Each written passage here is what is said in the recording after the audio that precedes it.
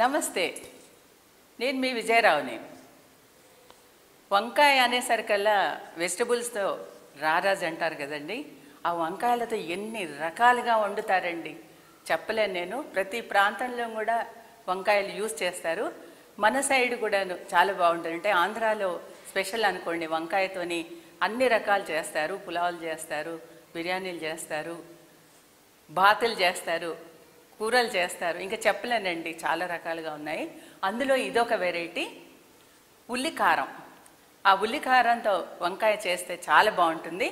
మరి ఎలా తయారు చేయాలో మొదలెడదామా?